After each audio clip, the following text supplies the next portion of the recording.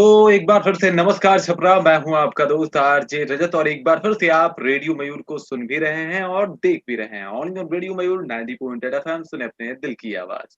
और जैसा कि मैं बता दूं आपको कि हम होंगे कामयाब का एक ये बहुत ही शानदार सीरीज जो है वो शुरू हुआ है और इस अगले एपिसोड में एक बार फिर से हमारे साथ हैं बहुत ही शानदार फोक गायिका यानी लोकगीत गायिका हैं ये और बहुत ही शानदार तरीके से ये गीत को गाती हैं, रखती हैं और इनके बारे में इनसे भी बहुत कुछ आज हम जानने वाले हैं। इनके पर्सनल एक्सपीरियंस के बारे में भी जानने वाले हैं और साथ ही साथ कोरोना में इनका कैसा एक्सपीरियंस रहा है, उसके बारे में भी जानने वाले हैं।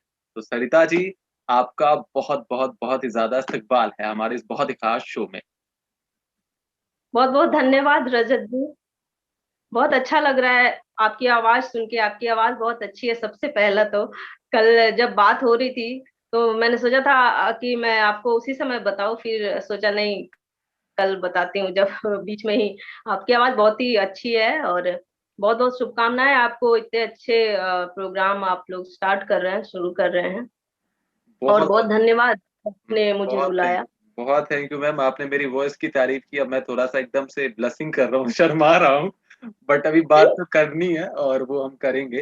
तो मैम, मेरा पहला सवाल आपसे यही है कि ये कोविड काल आपके लिए, क्योंकि आपने अक्सर देखा होगा जो कलाकार होते हैं ना, वो इतने स्वाभिमानी होते हैं कि अगर उनके साथ कोई मुसीबत भी हो तो वो सामने से आके नहीं कहते। तो पर्सनली आपके लिए कैसा रहा? देखिए पर्सनली क्या, एक एज अ एक एक कलाकार, अभी जो जो कोरोना में ऐसे तो सबकी स्थिति खराब है। मतलब आप देख लीजिए, सबसे ज्यादा स्थिति जिसकी खराब है वो कलाकार है। हुँ, तो कलाकार मतलब इस समय अपनी कला को कहाँ दिखाए कोरोना में। एक तो ये प्रॉब्लम है, उसकी रोजी रोटी का सवाल है, दूसरा ये प्रॉब्लम है। तो सारी प्रॉब्लम वो मेरे साथ भी है, ठीक है। बट कोरोना में ऐसा भी नहीं है कि वो अपनी कला जो उनके अंदर होती है कि कैसे दिखाएं, लोगों को कैसे सुनाएं। और आजकल सोशल मीडिया है तो उसके जरिए लोग सुना रहे हैं, लोग सुन भी रहे हैं।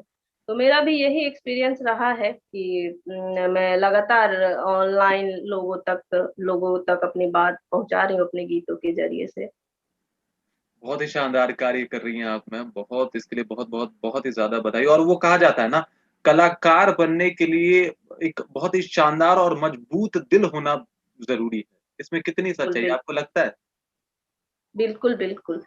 अभी जो स्थिति है, मतलब कोरोना में जो लोगों के हालात है, कितनों के रोजगार चले गए, कितने लोग बाहर नहीं जा पा रहे हैं। अब बहुत जिसके जिसके एक तरीके से कह लीजिए परमानेंट सरकारी नौकरी है, वो तो बढ़िया है, अपने घर में है। सब कुछ है। जिसका जिसका काम है कलाकारी दिखाना, जो लोग प्राइवेट जिनके कुछ काम धंधे हैं, तो सब कुछ उसमें खत्म हो जा रहा है। उसमें कलाकार का एक मतलब डबल कहिए तो, एक तो कोरोना की मार है ही, उसके साथ और है कि अपना रोजी रोटी कैसे चलाए। और उस स्थिति में उस गंभीर स्थिति में अपने कलाकारी को, कला को कैसे प्रदर्शित करे।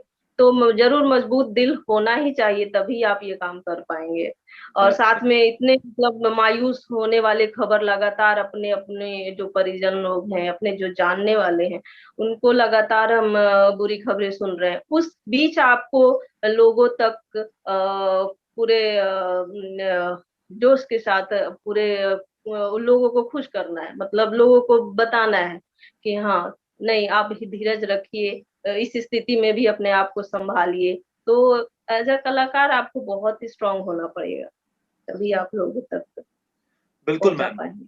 और मेरा अगला सवाल ये है कि आप कुछ और क्यों नहीं ट्राई करी? आपको कलाकार ही क्यों बनना था? इसके बारे में कुछ बताएँ हमारे दर्शकों को। अगर आप चाहती तो हो सकता है सबके पास भी अपॉर्च्युनिटी होता है। क्या आपके मन में नहीं आया कि चलो यार यूपीएससी कर लेते हैं क्रैक, या फिर डॉक्टरी के ऊपर थोड़ा हाथ आज़माते हैं, या फिर एसएससी का एग्ज़ाम दे लेते हैं। ये ऐसा कुछ कर लेते हैं। तो फिर आपने नहीं सोचा कि ये कलाकार ही बन जाते हैं, ऐसा क्यों? देखिए, कलाकार बन जाते हैं और एक होता है लोग जिसको कहते हैं कि गॉड गिफ्टेड है इसके में, है ना। हाँ, हाँ। वो हैं। एक तो कलाकार, आपने कहा कि कलाकार चलो क्यों नहीं कलाकार बन जाते हैं, तो कलाकार ऐसे बन जाना ऐसा नहीं है कि नामुमकिन है, मुश्किल है, मुश्किलें तो बहुत आती है, बट एक होता है कि आपके अंदर पहले से ही है, आपका इंटरेस्ट एरिया आपका है। तो मेरे साथ भी वही हुआ। मतलब बचपन से जैसे हम लोग की जो सोसाइटी या मिडिल क्लास फैमिली से आते हैं, वहाँ आपको आपके अंदर बहुत सारे एक्स्ट्रा एक्टिविटीज लोग कहते हैं जिसको, होते हैं, जिसमें गाना लोग गाते हैं, डांस का शौक लोग और बहुत तरीके के। तो उसमें ज्यादा उसको महत्व नहीं देते, हमारे महत्व देना भी चाहते हैं तो वो नहीं दे पाते हैं पेरेंट्स। तो उस जगह से मैं भी हूँ, वहां से मेरा इंटरेस्ट रहा है, शुरू से संगीत से रहा है, मेरा जुड़ाव रहा है। दूसरी तीसरी क्लास से, जहां से मुझे याद है कि मैं स्कूल में परफॉर्मेंस वगैरह देते आई हूँ साथ में। लेकिन घर वालों का वही है कि ये तो एक्स्ट्रा चीज है, मेन तो आपका पढ़ाई है, तो आपको पढ़ाई पे ध्यान देना है। तो ऐसे मैंने भी बीटेक किया है, बिल्कुल। वो करते किया है। तो जैसा आपका था कि आप क्यों नहीं इंजीनियर बन गई, आप इधर क्यों, मतलब आपको हुँ, म्यूजिक ही क्यों। तो वही बात है कि मुझे यही करना था, इसलिए मैंने वो छोड़ दिया और मैं यहाँ आ गई। चाहे बीच में, क्योंकि मेरा मन भी इसी में लगता था। और जब मैं नौकरी कर रही थी, उस समय लगता था बस सुबह गए, शाम को आए, और फिर सुबह गए, फिर शाम को आए, अपना कोई लाइफ ही नहीं है, मतलब मतलब लाइफ हमें कुछ काफ़ी करना। मोनोटोनस हो गया था, मतलब बोरिंग सा लाइफ जा रहा है। बोरिंग सा, और अंदर जब होता है कि नहीं हमको गाना है, हमको कुछ करना है, तो फिर जो करना होता है आपको, अंततः आप उसी में खुश रहते हैं, आपको वही चुनना होता है, आप वही चुनते हैं। अगर सच्चे मन से आपको अगर ये करना है तो वही हुआ मेरे साथ। फिर मैंने वो छोड़ दिया, और फिर मुझे लगा कि नहीं, इसी में संघर्ष है, संघर्ष करते करते अपना आगे बढ़ेंगे, और इसी को चुना मैंने फिर। मैम इतना कुछ जानने के बाद ये तो पता लग गया कि आपका इंटरेस्ट बहुत ज़्यादा है म्यूज़िक की तरफ। तो अगर कुछ ऐसा म्यूज़िक जो है लोकगीत हम लोग सुन लें तो बड़ा ही माहौल जो है वो एक बहुत ही शानदार बन जाता है ना। तो हो जाए। बिल्कुल। गीत सुनाना चाहूंगी। हुँ, जैसा कि मैंने कहा कि मैं बचपन से ही गाती हूँ, और जो जो जगह है, छोटे से शहर से, बेतिया चंपारण से मैं आती हूँ। वहां पे म्यूजिक का जो मैंने माया मिश्रा जी से सीखा है, और तो वहां वहां वहां वहां मैं आपको ले चलती हूँ शुरू से। बिल्कुल, बिल्कुल। जहाँ वहां से मैं आपको बताती हूँ कि मेरा इंटरेस्ट कैसे डेवलप हुआ, है ना। ओके, तो मुश्किल स्थिति में थे हमारे पेरेंट्स, फिर भी मुझे लोग, मेरे पेरेंट्स ने सपोर्ट किया, मुझे सिखाया। तो वहां मैं क्लासिकल सीखने लगी माया मिश्रा जी से। तो तब तब का एक होता है ना, जहन में एक आता है कि जब उस समय का तो एक गीत जहन में आता है, तो वो गीत बिल्कुल, दादरा मैं आपको सुनाना चाहूंगी। बिल्कुल। बिंदिया जाने कहाँ खोई ननदिया, हाँ, हाँ। बिंदिया जाने कहाँ खोई ननदिया, हाय रे ननदिया, हाय रे ननदिया, हाय रे ननदिया, बिंदिया जाने कहाँ खोई ननदिया। वाह! मैं बोलूं, वाह! मैं बोलूं, मैं बोलूं पर बोल न पाऊं, अरे वाह! बोले क्या होठ न जाए, मैं बोलूं पर बोल न पाऊं, वो बोले क्या होठ ल जाए, दूर कहीं बोले पपिहरा, भंवरा बन गया कोई ननदिया, बिंदिया जाने कहाँ कोई ननदिया, बिंदिया जाने कहाँ, बिंदिया जाने कहाँ कोई ननदिया। बहुत शानदार, बहुत ही उम्दा और बहुत ही गजब का। आपने मेरे वॉइस की तारीफ करी थी, तो उसके बदले में मैं नहीं कर रहा। मैं बिल्कुल एक्चुअल फैक्ट बोल रहा हूँ, आपकी आवाज बहुत प्यारी है, बहुत मधुर है, और जिस अंदाज में आपने इस गाने को गाया, मतलब क्या बताऊं, बहुत खूबसूरत। दो टाइप के गाने होते हैं, एक सुनने के बाद एकदम पूरा हल्ला गुल्ला वाला माहौल हो जाता है, लोग अप्रिसिएट करने लगते हैं, और एक सुनने के बाद लोगों को समझ में नहीं आता कि यहाँ पे कैसा एक्सप्रेशन दे, क्या बोले। तो बिल्कुल ये गाना सुनने के बाद कुछ ऐसा ही फील हो रहा था कि अब मैं यहाँ क्या बोलूं या फिर कैसा एक्सप्रेशन दूं। बहुत धन्यवाद आपका। अ, तो मेरे ज़हन में है, जब मैं अभी मेरी गुरु माँ नहीं रहीं, बट उनकी यादें और इस गाने के साथ उनकी खास यादें हैं, इसलिए मैं ये आपको सुनाई हूँ ये गीत। बहुत शानदार मैम, बहुत शानदार। अच्छा, मेरा एक सवाल है मैम कि जैसे जी। कि ये लोक गायकी की तरफ आप क्यों गई? अगर आप चाहती तो माशाल्लाह से आपकी आवाज बहुत प्यारी है, आप भोजपुरी गाने गा लेती, जिस जो अभी मार्केट में चल रहे हैं और बहुत ज्यादा धड़ल्ले से चल रहे हैं, या फिर आप हिंदी गाने भी ट्राई कर लेती, तो आखिरकार लोक गायकी क्यों? देखिए, लोक गायकी से मेरा जुड़ाव एक, कह सकते हैं कि जब मैं बीटेक कर रही थी दिल्ली में, तो वहाँ मैं दिल्ली यूनिवर्सिटी, जवाहरलाल यूनिवर्सिटी और तमाम जगहों पे मेरे शो हो रहे थे। मतलब मैं जनगीत भी लोगों तक गा रही थी। अलग-अलग जो है प्रोटेस्ट, जैसे किसान आंदोलन हुआ, उम, ये सब में मैं गा रही थी। उसी समय मैं जुड़ी भोजपुरी जनजागरण आंदोलन से भी जुड़ी हूँ, जिसमें भोजपुरी को 8वीं अनुसूची में लेके जाने की माँग की जा रही है। हुँ, खैर, ये तो दूसरा पक्ष है।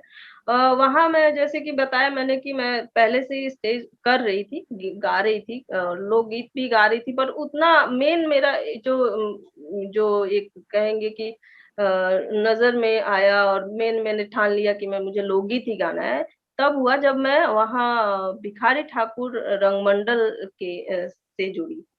भिखारी ठाकुर रंगमंडल में भिखारी ठाकुर, जैसा कि आप जानते हैं, हमारे छपरा, हमारे बिल्कुल। बिहार अ, जो लोक कवि, लोक कलाकार हैं। तो उनके रंगमंडल में उनके साथ किए हुए 4-5 लोग हैं। रामचंद्र मांझी जी हैं, शिवलाल जी हैं और लखीचंद जी हैं, रामचंद्र छोटे जी हैं। उन लोगों से मिली मैं, तो मुझे लगा कि हमारे पास तो ऑलरेडी इतने सारे चीज़ें हैं। मतलब उनका जो नाटक है, देखेंगे आप, सामाजिक मुद्दों पे उनका कितने सारे नाटक है, कितने स्त्री पक्ष को लेके वो कितने सारे नाटक है। उनके गानों को फिर मैंने सुना, उनको जाना, उनको और पढ़ा। बहुत ज़्यादा तो पहले मैं नहीं जानती थी। उनको जुड़ने से, भिखारी ठाकुर रंगमंडल के जुड़ के साथ मेरा जब जुड़ाव हुआ, तब मैंने सोचा कि नहीं, मुझे ये गाना है और मुझे उनके उनके लय, उनके धुनों को सीखना है। और वो सारे लोग, जो लोग भी थे भिखारी ठाकुर रंगमंडल में, जितने एकदम कहेंगे कि एक तरह से प्योर कलाकार आप कह सकते हैं, हालाँकि प्योर कुछ होता नहीं, लेकिन प्योर कलाकार जो मतलब मिट्टी से जुड़े लोग हैं, उन लोगों ने मुझे बहुत अच्छे से सिखाया और कहा कि नहीं, तुम्हें गाना है, तुम गाओ, सीखो। और भी लोग गा रहे हैं, लोग जैसे भिखारी ठाकुर के गीतों को आपने सुना है मार्केट में। डेफिनिटली।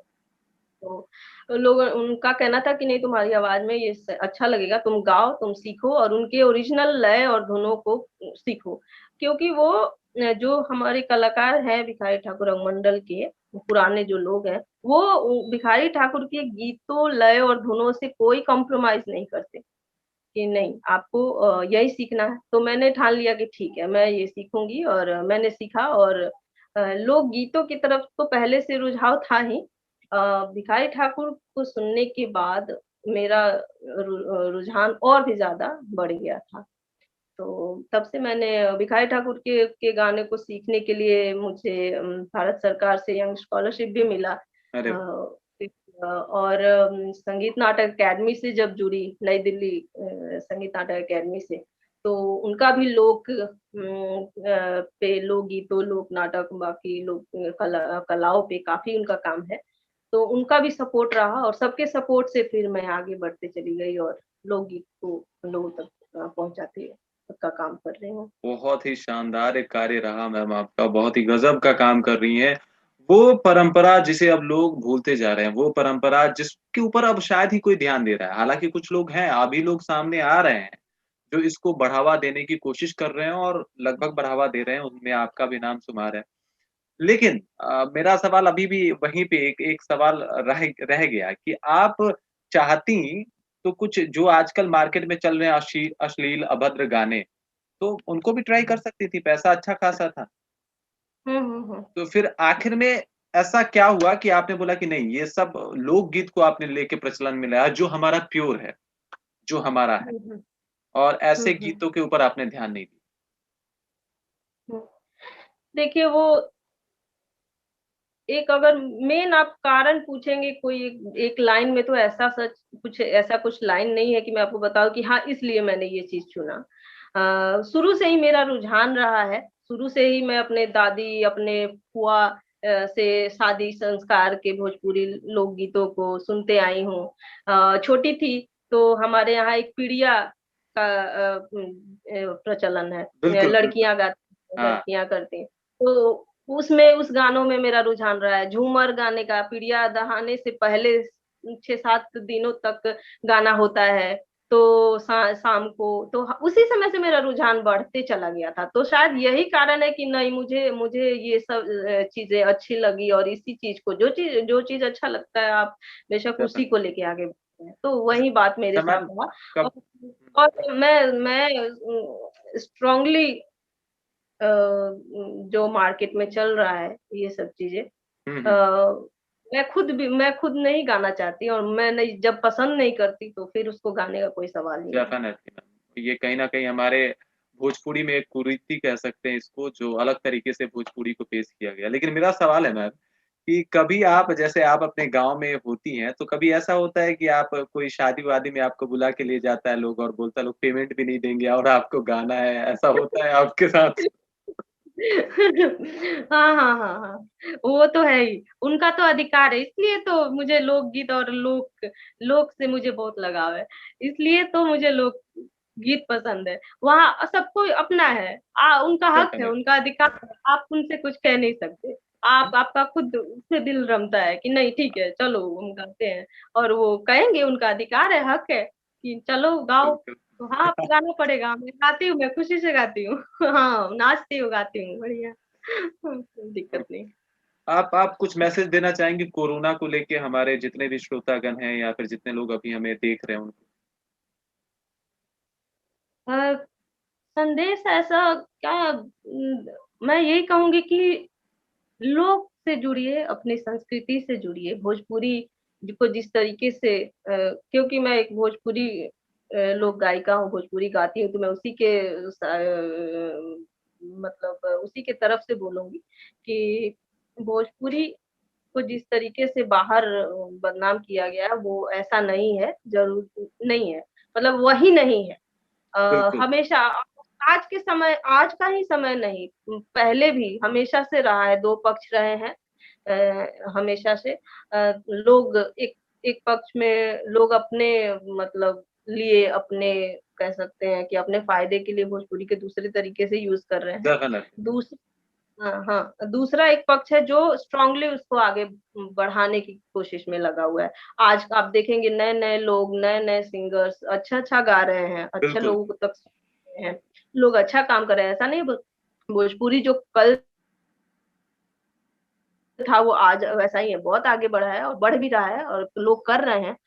तो मेरा यही कहना है कि अच्छे चीज़ों को सुनिए, शुरू से ही ये प्रॉब्लम्स रहे हैं, तो आप आज सुनिए, अच्छा सुनाइए, फिर लोगों का चॉइस ही बदल दीजिए आप। लोगों का बिल्कुल। जो चॉइस है आप अच्छा सुना के लोगों का चॉइस बदल दीजिए, फिर वही चीज़ हो जाएगा कि हाँ, लोग अच्छा सुनेंगे, अच्छा तो गाएँगे। तो हम भी चाहते हैं आप कुछ सुना दें मैम, शायद फिर माहौल भी बदल जाए यहाँ से कुछ। क्या सुना दूँ? सॉरी। कुछ भी कोई सॉन्ग सुना दीजिए जिसके लिए आप जानी जाती हैं। हुँ। अच्छा, तो मैं जैसे भिखारी ठाकुर का बात कर रही थी, भिखारी ठाकुर के लिए मुझे बहुत जगह बुलाया गया। वैसे तो मैं कबीर, बुद्ध और भी बहुत सारे काम है, प्रोजेक्ट्स हैं, लेकिन मैं भिखारी ठाकुर का एक गीत, क्योंकि छपरा से हम हैं और भिखारी ठाकुर हैं, और आप भी छपरा 20 क्या बिल्कुल, बिल्कुल, बिल्कुल। 98.8 एफएम से हैं। 90.8 है। हाँ, 90.8 एफएम छपरा, है ना? बिल्कुल। हाँ, तो मैं चाहूंगी कि ये गीत सुनाऊं। वहाँ गंगा जी हैं, और गंगा जी का भिखारी ठाकुर का ये गीत मैं आपको सुनाना चाहूंगी। स्वागत है। राखे हा चरण का शरण, हे मोरा गंगा जी हो। राखे हा चरण का शरण, ए मोरा गंगा जी हो। कुछ न कैली बरत वानी, अपार धान हारत, ए मोरा गंगा जी हो। है कुछ न कैली बरत वानी, पर धान हारत, ए मोरा गंगा जी हो। सब कुछ बगदल बारहन, ए मोरा गंगा जी हो। सब कुछ बगदल बारहन, ए मोरा गंगा जी हो। अमान बाउरैलन लालच, मद में पार गैला, ये मोरा गंगा जी हो। अमान बाउरैलन लालच, मद में पार गए, ये मोरा गंगा जी हो। न रतन पाई के रतन, ए मोरा गंगा जी हो। राखी हर चरण का शरण, ए मोरा गंगा जी हो। कहता भिखारी दास, भारी बात रास, ए मोरा गंगा जी हो। अघेरी हन जौना घरे जमगान, ए मोरा गंगा जी हो। राखे हा चरण का शरण, हे मोरा गंगा जी हो। अरे वाह! क्या कहने, बहुत शानदार और बहुत ही गज़ब का, एक बार फिर से बहुत ही शानदार। और जितने दर्शक, जितने हमारे श्रोतागण आपको सुन रहे होंगे, सब तक ये मैसेज पहुँच गया होगा कि कितनी शानदार, मतलब आज कुछ बहुत ही अलग हुआ, क्योंकि ये जो परंपरा थी, ये जो गाने थे, ये कहीं बहुत पीछे छूट गए थे और एक बार फिर से उसे आपने जीवंत कर दिया। इसके लिए तो पहले आप बधाई के पात्र हैं। बहुत-बहुत शुक्रिया। अच्छा, आप अच्छा। सबका सहयोग तो हुँ। ज़रूर सब तक ये आगे पहुँचाने का काम करते रहूँगी। चला। अच्छा मैम, आपने बोला कि आप शादी-ब्याह में भी गाने गाते हो। जी, जी। शादी-ब्याह के भी कुछ अगर गाने हो जाते तो वो एक शादी-ब्याह के गाने बड़े मज़ेदार होते हैं और मतलब वो उसे सुनने के बाद बड़ा मज़ा आता है। तो कुछ ऐसे गाने आप सुना देते, फिर एक और माहौल क्रिएट अलग हो जाता, फिर मज़ा आ जाता। हाँ, हाँ, हाँ। बिल्कुल शादी-ब्याह के गीत तो सुना सकती हूँ। उसके पहले तो जब मैं घर जाती हूँ, गाँव जाती हूँ, हुँ, हुँ। तो उनका लोगों से, दादी से, दीदी से, जो भी लोग मिलते हैं, हाँ, हाँ। उनसे मैं कहती हूँ कि भाई मुझे सिखाओ, कुछ पुराने गीत सुनाओ। तो फिर उनका डिमांड रहता है कि हाँ, उसके पहले बताओ कि तुम क्या मुझे सुनाओगी। तो हमारा अच्छा। जो आदान-प्रदान होते रहता है कि हाँ, ये गीत हम सुनाएँगे, वो गीत वो सुनाएँगी। फिर हमारा वो हमारे धुनों पे वो अपना गाना बना लेती है, फिर उनके धुनों पे हम अपना गाना बना लेते हैं। तो यही हमारा जो है लोक के साथ आदान-प्रदान होते रहता है। तो चलिए आपको गाना सुनाती हूँ एक। बिल्कुल, बिल्कुल। हुँ। थोड़ा टाइम लगेगा, मुझे टाइम दीजिए क्योंकि अचानक से ये बिल्कुल, हाँ। बिल्कुल। कोई बात नहीं, आप आराम से गाने हुँ। लीजिए। और मैं ये भी बता रहा था कि वहाँ के गाँव के लोग बड़े टैलेंटेड होते थे। मतलब खुद से गाने लिख लेना, खुद से उसका धुन बना देना, आजकल ये एक बहुत हुँ, बड़ा काम है और बहुत बड़े अलग प्रोसेस पे हो रहा है। लेकिन पहले गाँव के लोग बड़े टैलेंटेड होते थे। वो लोग खुद से ही उसका धुन बना लेते थे, खुद से उसे गा लेते थे, खुद से गाने बना लेते थे। यानी सब बड़े टैलेंटेड लोग होते थे। ये तो हुँ, आज हुँ। और हुआ है कि इसके लिए एक बहुत बड़ा वो उसके लिए एक उसकी आवश्यकता पड़ती है।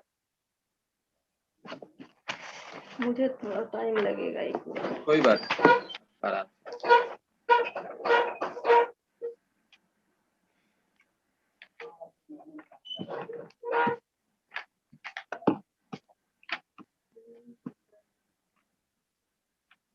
एक हमारे यहाँ गाली गीत ही गाते हैं, अब भिखारी ठाकुर का ही गीत मैं शादी का चलिए मैं उन्हीं का सुना देती हूँ, अभी हाँ, हमारे बिल्कुल, सामने वही बिल्कुल, बिल्कुल। चलनी के चालल दुल्हा सुप के झटकारल है आहा! चलनी के चालल दुल्हा सुप के झटकारल है दियका के लागल बरदू अरे बाजा बाजल है दियका के लागल बरदू अरे बाजा बाजल है आवा के पाकल दुल्हा झावा के झारल है आवा के पाकल दुल्हा झावा के झारल है कल छुल के दागल बक लोलपुर के भागल है सासू का अखिया में अनहट बाछावल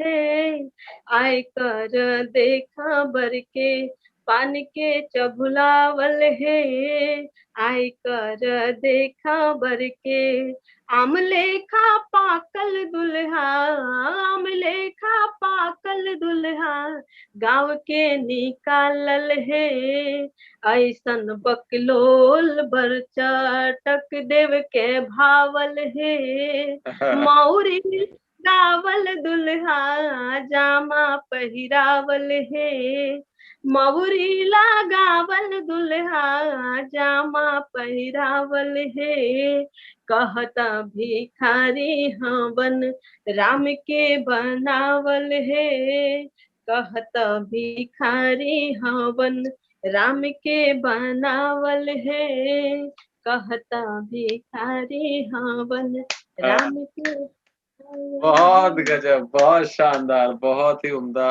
सरिता जी और बहुत ही मज़ा आया ये गाली गीत सुन के चूँकि ये लोक परंपरा है हमारे यहाँ ये हुँ, आजकल शादी का समय है, शादी का माहौल है, हाँ। तो गाली गीत लोगों को खूब सुनाए जा रहे हैं और लोग सुन रहे हैं, बाराती पक्ष के लोग सुन रहे हैं। बिल्कुल और अभी भी कोविड गया नहीं है तो सब लोग को ख़्याल रखना होगा कि इस शादी तो कर रहे हैं लेकिन जो गाइडलाइन मिले हैं उनको ज़रूर फ़ॉलो करें आप लोग और मास्क, हुँ, हैंड हुँ। सैनिटाइज़र इन सब का बिल्कुल ख़्याल रखें आप लोग। तो हुँ, हुँ, मैम हुँ, हुँ। आप आखिरी संदेश के रूप में हमारे सारणवासी लोग को या फिर जितने लोग अभी हमें देख रहे हैं उन्हें क्या कहना चाहेंगे? हाँ, मैं सबको यही बोलूँगी अभी कोरोना जैसा आपने कहा कोरोना का समय है तो सब लोग सेफ रहें। हुँ, कोरोना का डर लोगों के अंदर से जो है खत्म होते जा रहा है, तो डरें, डरना ज़रूरी है कोरोना से, बिल्कुल। है ना? मार्केट खुल गया है, लोगों को लग रहा है अरे लॉकडाउन खुल गया है, अब बाहर निकल सकते हैं। नहीं लॉकडाउन खुल गया है, आप जैसे इंतज़ार कर रहे हैं बाहर जाने का वैसे ही कोरोना भी इंतज़ार कर रहा है कि हाँ, आप आइए, फिर हम देखते हैं आपको। हुँ, तो सेफ रहिए, घर पे रहिए, जितना ज़रूरी हो उतना ही बाहर निकलिए और अपने लोक और लोक संस्कृति से जुड़े रहिए, इससे इससे क्या होगा आप अपनों से जुड़े रहेंगे। डेफ़िनेटली अपने लोग से, अपने संस्कृति से जुड़े रहेंगे तो अपनों से बहुत अच्छी बात बताई आपने मैम। हम ये भी कामना करते हैं, पूरे रेडियो मयूर की टीम कामना करती है कि आप भी बहुत आगे जाएँ और अपने लोक संस्कृति का परचम जो है, वो बहुत दूर-दूर तक फैलाएँ, बहुत आगे तक बहुत, लेके जाएँ। हमसे बहुत जुड़ने के लिए धन्यवाद। बहुत-बहुत, बहुत ज़्यादा शुक्रिया आपको। Thank you so much. Thank you so much. Thank you. Radio Mayur 90.8 FM सुने अपने दिल की आवाज।